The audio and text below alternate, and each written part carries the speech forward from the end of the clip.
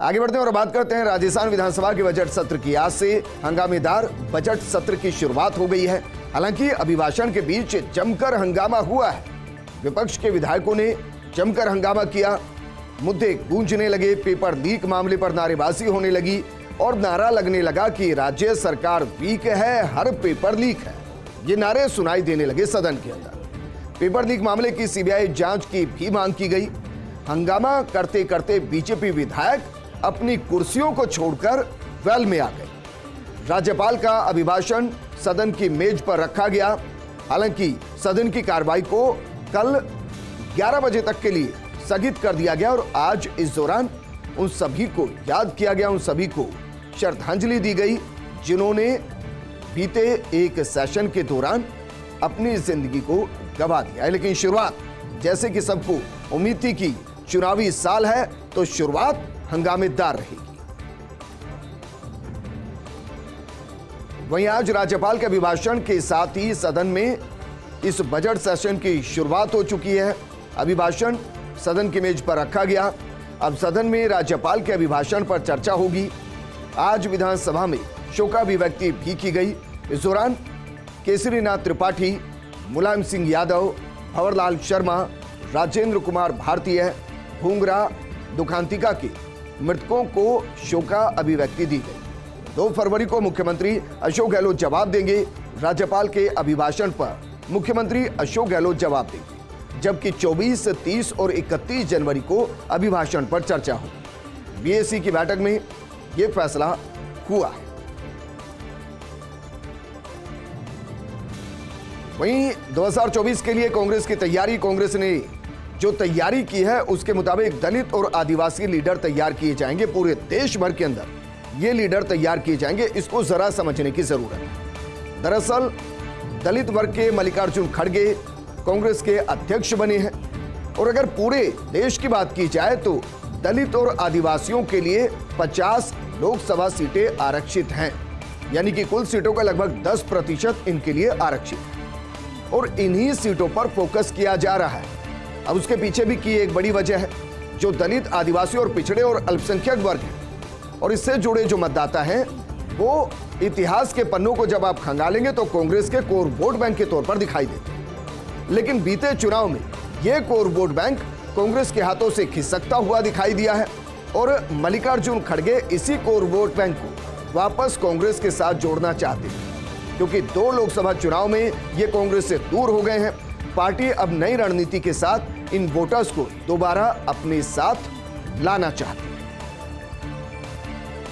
Election commission ने शुरू की विधानसभा चुनाव की तैयारियां। चुनाव आयोग के 3 विशेष प्रवेशक त्रिपुरा जाएंगे, तैयारियों का जायजा लेंगे। डीएम और एसपी के साथ बैठक करेंगे। योगेंद्र त्रिपाठी, विवेक जौहरी और बी मुरली कुमार बैठक में शामिल होंगे। मंगलवार को अधिकारियों के साथ यह बैठक होगी। चुनाव की तैयारियों और अन्य संबंधित मुद्दों का जायजा लिया जाएगा। दरअसल 3 राज्यों में चुनाव, त्रिपुरा में, मेघालय में और नागालैंड में, और चुनाव आयोग पूरे तरीके से स्पष्ट कर चुका है कि इस बार के चुनाव में कई नवाचार किए जाएंगे और जिस तरीके से ये डेलीगेशन वहां जाएगा, एसपी से मिलेंगे, डीएम से मिलेंगे, जो भी कमियां रहेंगी उसको दूर किया जाएगा ताकि स्वच्छ वातावरण में निर्भीक होकर मतदाता वोट डाल सके। वहीं बीजेपी की अब एक बार फिर से जन आक्रोश सभाएं होंगी। 15 फरवरी से 15 मार्च तक जिलों में जिला स्तर की सभाएं होंगी और जिले के सभी विधानसभा क्षेत्रों के कार्यकर्ता एकजुट होंगे।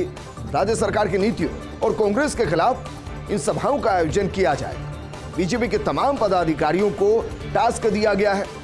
11 फरवरी के समर्पण निधि अभियान को लेकर रणनीति बनी। नव मतदाता अभियान को सफल बनाने की रणनीति पर चर्चा होगी। स्वर्गीय भैरव सिंह शेखावत जन शताब्दी वर्ष पर आयोजित ये कार्यक्रम होने वाले और ये कमाल की बात है, राजस्थान में जिस तरीके से माहौल बन रहा है उसमें यह भी पहली बार है कि नेता एक साल पहले सीधे जनता से जुड़ रहे हैं, क्योंकि कांग्रेस जो भारत जोड़ो अभियान के बाद हाथ से हाथ जोड़ो अभियान को 26 से लॉन्च कर रही है, तो वहीं जो जन आक्रोश यात्रा बीजेपी निकाल रही थी अब उसका पार्ट 2 वर्जन आने वाला है। सुप्रीम कोर्ट से यूपी सीएम योगी आदित्यनाथ को राहत। योगी के खिलाफ दायर याचिका को सुप्रीम कोर्ट ने खारिज कर दिया है। सुप्रीम कोर्ट ने कहा कि अखबार के पहले पन्ने पर आने के लिए ऐसी याचिकाएं दायर की जाती। योगी के खिलाफ केस दर्ज करने के निर्देश की मांग वाली जो याचिका थी उसको सुप्रीम कोर्ट ने खारिज कर दिया है।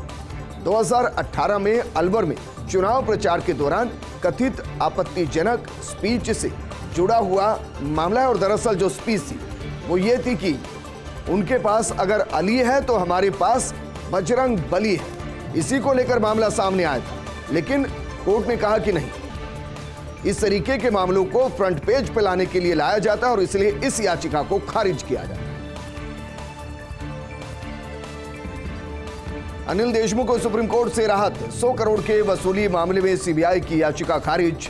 सुप्रीम कोर्ट ने कहा कि पीएमएलए के एक मामले में हम पहले जमानत दे चुके हैं। 12 दिसंबर को मुंबई हाई कोर्ट ने देशमुख को जमानत दी थी।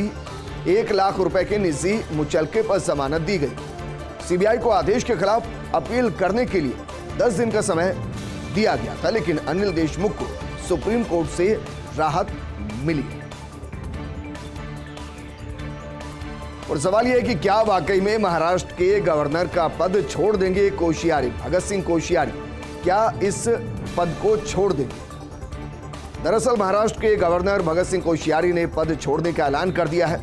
कोश्यारी ने सोशल मीडिया पर लिखा कि पीएम मोदी से मैंने सभी राजनीतिक जिम्मेदारियां छोड़ने की इच्छा जाहिर कर दी है, लेकिन क्या उनको इच्छा के मुताबिक इस पद से त्याग करने की परमिशन मंजूरी मिल जाएगी या फिर उनको कहा जाएगा कि नहीं, इच्छा एक तरफ और राजनीति एक तरफ। बात करते हैं केंद्रीय शिक्षा मंत्री धर्मेंद्र प्रधान के सुझाव। वो सुझाव देते हैं कि एनसीईआरटी की पाठ्य पुस्तकों में शामिल होगा ओडिशा में हॉकी का इतिहास। सर्वदलीय बैठक में भाग लेने के बाद मीडिया को संबोधित करते हुए उन्होंने कहा, ओडिशा में पुरुषों के हॉकी विश्व कप के माध्यम से ओडिशा की कला, विरासत और परंपरा को उच्चतम स्तर तक प्रमोट किया जाना चाहिए। 2036 में जब राज्य अपना 100वां स्थापना दिवस मनाएगा तो इस बात की संभावना है कि उस साल भारत में ओलंपिक का आयोजन किया जाएगा।